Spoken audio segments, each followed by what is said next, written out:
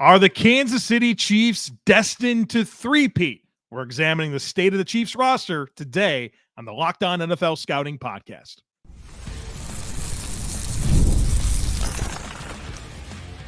You are Locked On NFL Scouting with the Draft Dudes, your daily podcast for NFL and college football scouting.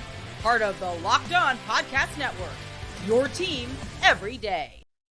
What's better than this? It's guys being dudes here on the Locked On NFL Scouting Podcast.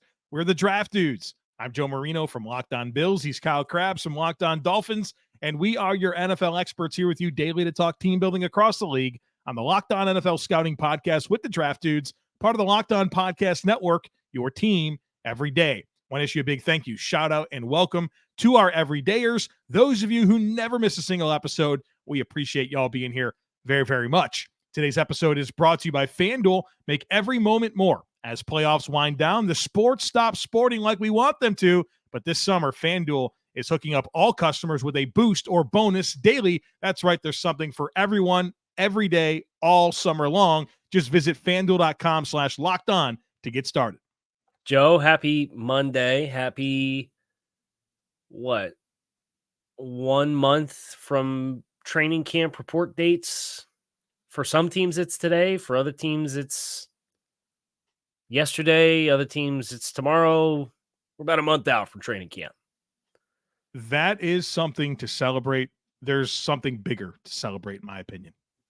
Okay. And it's that we are officially out of the NFC North.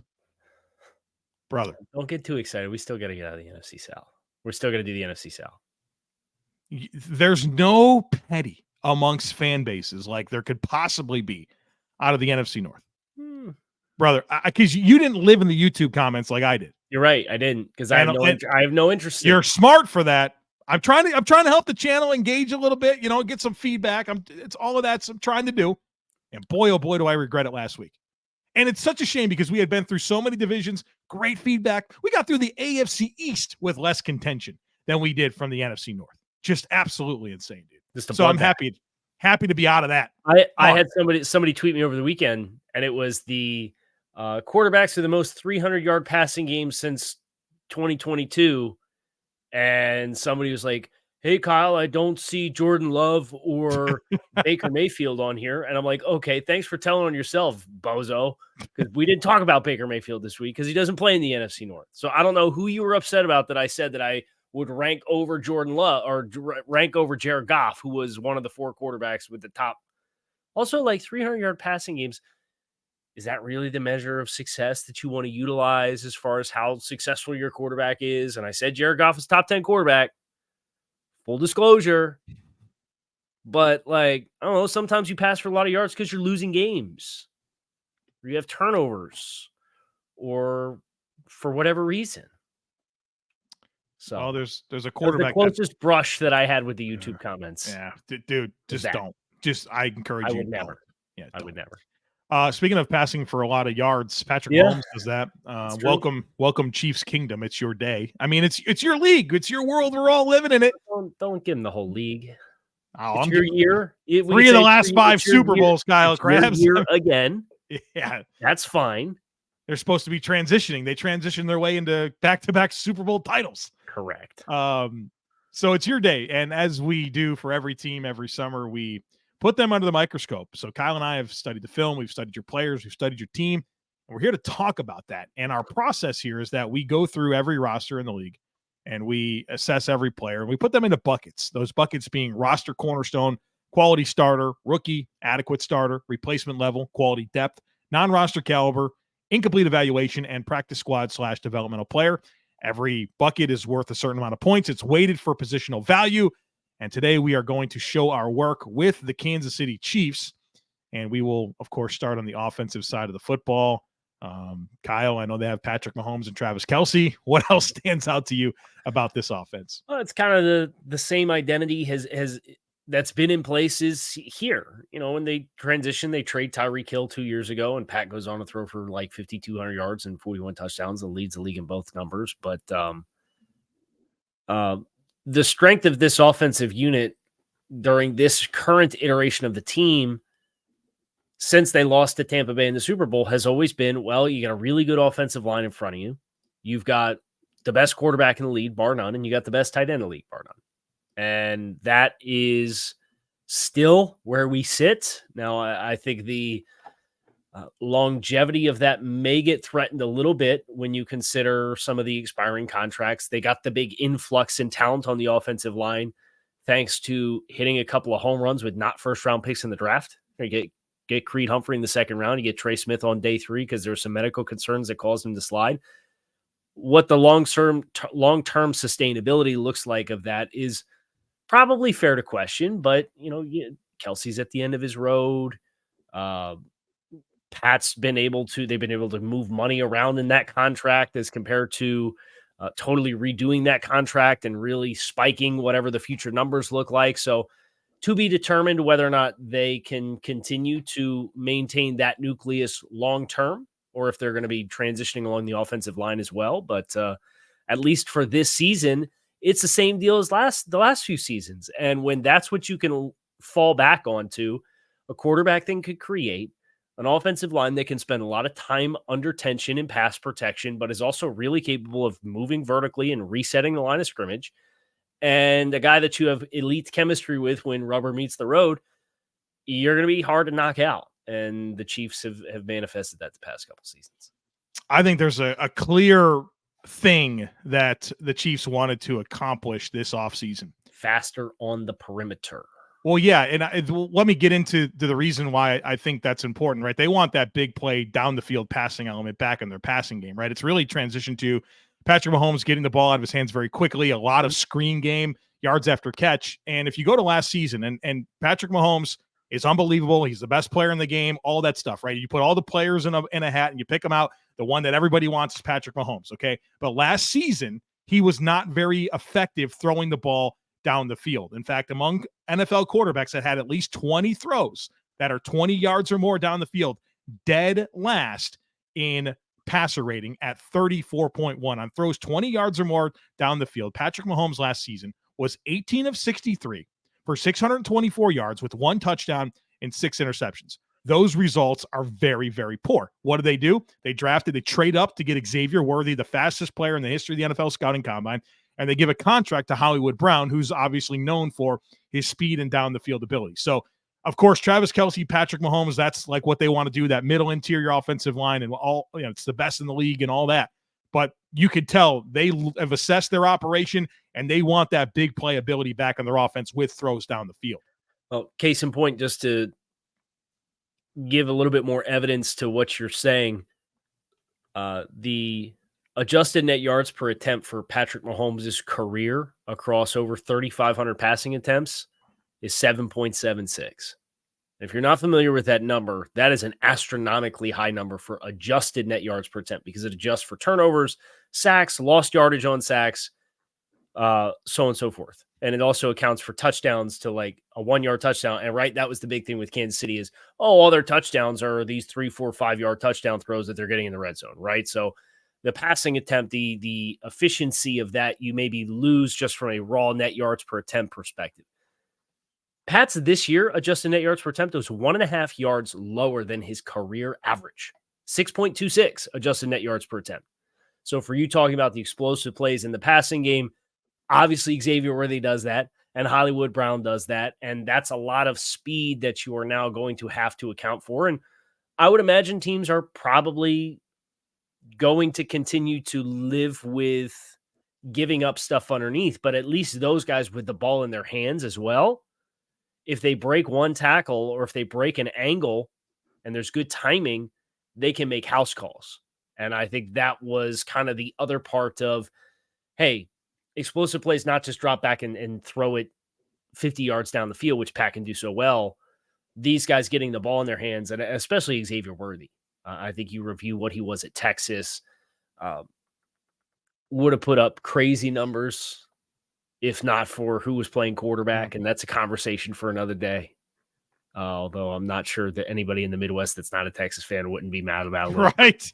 Quinn Ewers slander. He's not good. He's not good. I think that's a great point and call in to invoke. And it's especially necessary considering whatever's going to end up happening with Rashee Rice. Yeah. On the other side of it, I want to give you a warning because I want to get very specific into split zone safeties playing up against them, trying to get explosive plays down the field. And a player that you're familiar with, and of course, Chiefs Kingdom is familiar with, Tyreek Hill, and split zone safeties don't matter against him. So I want to kind of get into that and how maybe that could apply a little bit to this Chiefs offense. So be sure to stick with me. Stick with us, I mean. I love sports. I know. I love them so much. I'll see myself out. I knew you couldn't get past it. That's why I said it right there at the beginning of this. Well, I'm supposed to be talking about FanDuel. I love sports. I love them so much. I never want them to stop. But as the playoffs wind down, we get fewer games, and the sports aren't sportsing like I want them to. But FanDuel lets me keep the sports going whenever I want. All I have to do is open the app and dream up bets anytime I'm in the mood. And this summer, FanDuel is hooking up all customers with a booster bonus daily. That's right. There's something for everyone every day, all summer long. They got some big-time Chiefs opportunities here. How about this one? They have this parlay, a 2024 Super Bowl winner and AP regular season MVP parlay of Kansas City Chiefs and Patrick Mahomes. You think that's going to happen? You can get that at plus 2,000 right now. They have the Chiefs over-under for wins set at 11.5. And this is another fun one. They have the Chiefs. If you think they go 6-0 against the AFC West, you can get that at plus 340 right now. So head on over to FanDuel.com/lockedon and start to make the most out of your summer. FanDuel, official sports betting partner of Major League Baseball. Thank you for sticking with us, Kyle Crabbs. Thanks. And I, your co-host here on the Locked On NFL Scouting Podcast. Kyle, I teased that I wanted to get into split zone safeties, speed at receiver, and Tyreek Hill is one of one. All right, he's one of one.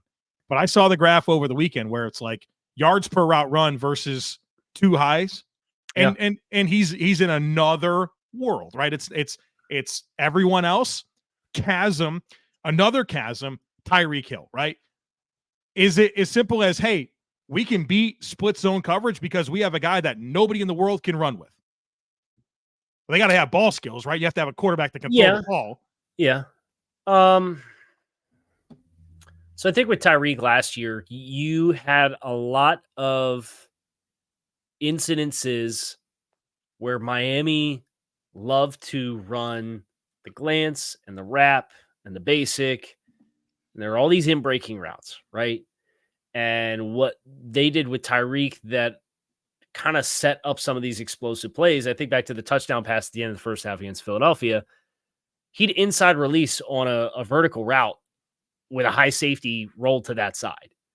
And kind of your instincts as a defender is, okay, inside release, it's inside break. And the safety sees inside release and says, okay, I'm going to creep up so I can try to jump this glance or basic. So a lot of those were signaled as far as on the outside, they had a call and they could alert it to take their shots. Go deep. And they would kind of consistently have the rhythm and find the hole in the coverage and throw it with timing. And they would force the cheat up a little bit. And then as soon as they kind of felt it, be like, hey, inside release, stack the corner, get back up on the outside of the numbers and go. And that was how Miami was able to hit some of those explosives down the field. So maybe the Chiefs can replicate some of that. Obviously, they've had a lot of success without Tyreek Hill, but it is interesting that they've now went back to finding speed. I think the way that they do that is a little different just based off the personnel. I think the way that they do that is with Travis and playing off of Travis and having a player with speed on the same side as Travis. Because if Travis is going to continue to work to grass and work to space, right? It's a little bit less of a timing offense thing, and it's a little bit more, hey, he's going where we're not. And if we take body punch over the middle with Travis, at some point that safety is going to say, either got to try to get down here, or we're going to get body punched for 15-yard plays all the way down the field. And as soon as it's that awareness of, okay, he's sneaking and cheating, where can we get a vertical speed that turns into a one-on-one because of how we're playing off of Travis Kelce? I think that's Kansas City's best recipe for getting some vertical passing game explosives going. What about concerns here for Kansas City on offense? I think the thing that really stands out to me is their offensive line depth. And you and I had a conversation in the pre-show. Their offensive line depth is taking a hit because other teams are paying their backups starter money. Hello, Andrew Wiley and Nick Allegretti. Oh, yeah. The Kansas City can't pay those guys, not with their current situation. Nor should they. No, they shouldn't. They shouldn't. But it does not that dollar amount. Yeah, they got to replenish those guys, and of course, they've done a good job of developing offensive linemen. But you look at, really their O-line depth is a lot of rookies. I know Kingsley Suamaitea is a higher pick, but he's not played in the NFL. We'll see. I'm sure he's competing with Wanye Morris there at left tackle, but Hunter Norzad, CJ Hansen, your Lucas Nyang is a snap away from having to play meaningful snaps. And, he played a little bit as a rookie, but the last few seasons we haven't seen much out of him. So I think they've had to use their offensive line depth, right? Like that's been a thing. So that's why Andrew Wiley and Nick Allegretti were able to get the deals that they did, is because late in the season they played and, held their head above water and got starter deals. So I think, of course, any team would be well served to stay healthy for the offensive line, but I think especially Kansas City, that has a lot of question marks behind a really, really good starting group. Yeah, just a lot of inexperience, right? And I think that's particularly this year. I think it will be especially important this year for them to, however they're able to navigate it and try to work through it unscathed, just because your swing tackle is either a rookie or Lucas Nyang, who, as for as good of a job as they've done developing offensive linemen, if it was going to happen for Lucas Nyang, it would have already happened, and you wouldn't have spent a second-round pick on a rookie tackle this year, and you wouldn't have given Jawan Taylor $20 million per year, right? Let's just be honest. And you spent a third-round pick on Wanye Morris in 2023. Like, what are you banking on for Lucas Nyang? Probably not a lot. And then I think the offensive interior for them creates the glue, as far as I'm concerned. And I like that they have Norzad. I like Norzad coming out of Penn State. I think there's guard, center, flex there. I think he could be a nice positionally flexible player. I think it's nice that probably their interior flex guy is a guy that can snap, gives you a little bit of peace of mind. So they have some nice flexibility, but there's not a lot of offensive lines that we've done that have two cornerstones on it. And Kansas City's got two with a strong case for a third one. If they lose a lot there, one of those guys or Travis, I think, would make life a little bit more complicated if it was a long-term outlook. If it's a couple weeks, you'd get through it. You'd be just fine with as much talent as they have and as good of a coach football team that they are. But I agree. Their cornerstones have a lot of weight riding on them in this offense in particular. Rushing production hasn't really mattered for Kansas City. And I think Isiah Pacheco is a really good running back. Mm-hmm.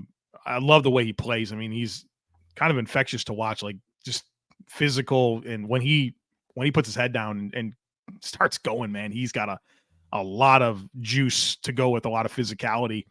I wonder, they brought back Clyde Edwards-Helaire to be the backup, but they just don't have as much in the way of running back depth either. So I feel like Kansas City's rushing offense has become more of an extension of their passing game with some of those quick hitters. But I am curious to see how much they do lean into this rushing offense. As you kind of can tell, they've looked at some of the areas of their operation that maybe hasn't performed well. We talked about the vertical passing game. I wonder if there's going to be more of an emphasis on trying to run the football a little bit this year as well. Although, again, I don't know that they have the deepest running back situation that they've had in recent years. Man, it's been the Andy Reid book for forever.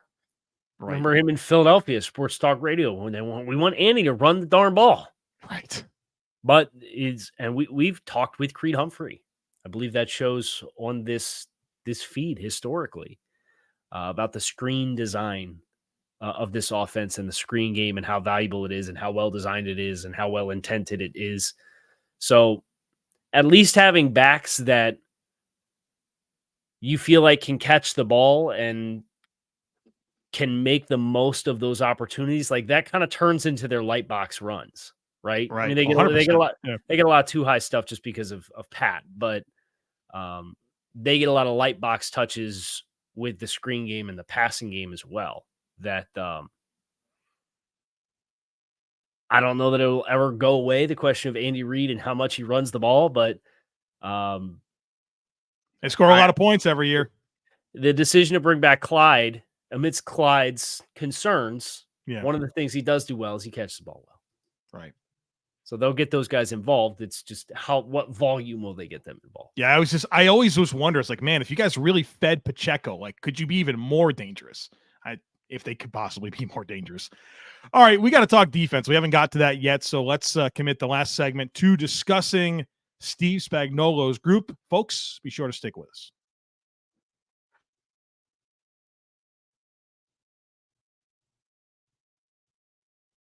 The headline here is probably the transition away from L'Jarius Sneed. Yeah. When you consider how good of a player he had become. They moved on from Tyreek Hill proactively. I think this is a similar situation, although you'd ideally have loved to have gotten more for Sneed than what you got. It's a position where the cliff comes fast. It sounds like there's some concerns with the knee. They have some depth. One of the best things that this current iteration of football operations has done has been draft and develop defensive backs. So if you have that confidence in guys like Jalen Watson and Josh Williams, and there's no reason to not be optimistic about those guys based off of their tools and what they've shown, then yeah, go out and make the transition and don't put another supersized contract on your books that allows you more long-term flexibility with extended Creed Humphrey, because I think you'd probably be in the same stratosphere of paying Creed Humphrey as what you would be with L'Jarius Sneed. And one of those guys has a much more long-term shelf life than the other. So that for me is the big thing where so much of the group is back. The way that they obviously flipped the switch in the postseason fueled a lot of that great run that they had. You lose Willie Gay. Amenahu's coming off of an injury. Yeah, late season ACL. Yeah, I think who knows? Yeah. That's a storyline for them. They'll have Uzoma to see if he can kind of make a year 2 leap in the same way that George Karlaftis felt like he did last year. Huge. Yeah. And these young guys at corner to step up. So that's kind of where I'm at with Kansas City amidst all of the nucleus that's still back from the team. Their ability to cycle through defensive backs is unbelievable. And I mean, this goes back to like Fuller, Javarius Ward, just let him walk. Who cares? Rashad Fenton. It doesn't matter, right? Like Tyrann Mathieu, thanks for everything you can go to. And then it's just the next guys come, right? L'Jarius Sneed and okay, bye. Thanks for everything. We got Tren McDuffie. We've been developing Josh Williams, Jalen Watson, Chamarri Conner looks like he's going to be a versatile nickel slot player. It's unbelievable. They've not had to stay committed to any defensive back, safety or corner. And that's unbelievable that they can just put in anybody seemingly and get that level of production out of it. So I think that's a story with this defense because, I mean, literally, dude, it's by L'Jarius Sneed, by Willie Gay, and we're running it back, right? Like that's what they did. They drafted who did they draft? Hicks, the safety out of Washington. Yeah, sure, he'll be awesome, right? They'll probably move away from Justin Reid, and Jaden Hicks will step in there and be a terrific player. But I wouldn't be surprised if he ends up taking some Willie Gay third down snaps for sure. Yeah, I thought he was much more like of a box, like low safety, and I think they can, and they do a great job of incorporating like different personnel on their like sub packages, and I'm sure Jaden Hicks can certainly carve out a role there. They pointing out the development of George Karlaftis is a heck of a point. Year 1 to year 2, a ton of growth. Just the thing with George is he's always been a little bit of like, okay, how do you reel it in, dude? You play hard 100 miles an hour all the time. How do you like just be a little bit more technical and win mentally? And I thought that showed up, and he was even clutch at times for them. And so that's a nice fixture that they have to go with Chris Jones. And like you mentioned, of course, Felix Anudike Uzoma, like counting on him to kind of step up this year is going to be important. I thought it was good to bring back Mike Danna. I thought it was good to bring back playoff MVP Mike Pennell. I mean, how good was that guy? Like he's like 30-something years old, well-established player in the NFL, practice squad player for the most of the year. You watch him in the playoffs, I thought he was dominant. He was better than Derek Nottie. Yeah. So I don't know, man.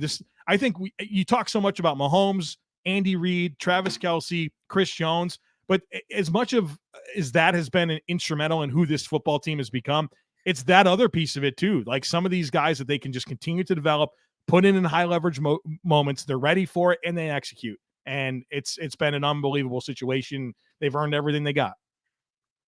And just the player development on that side of the ball too. I mean, they've obviously signed a couple like Justin Reid, and particularly at safety. You mentioned Ty Matthew and Justin Reid as guys that came in free agency and were pretty big additions for them. But even and they've invested a lot in it, even at linebacker, right? When they drafted Willie Gay and Nick Bolton and Leo Chenal, and then they let Willie Gay walk, and they get Drue Tranquil for a cheap deal last year, and then they bring him back this year after far outperforming that deal.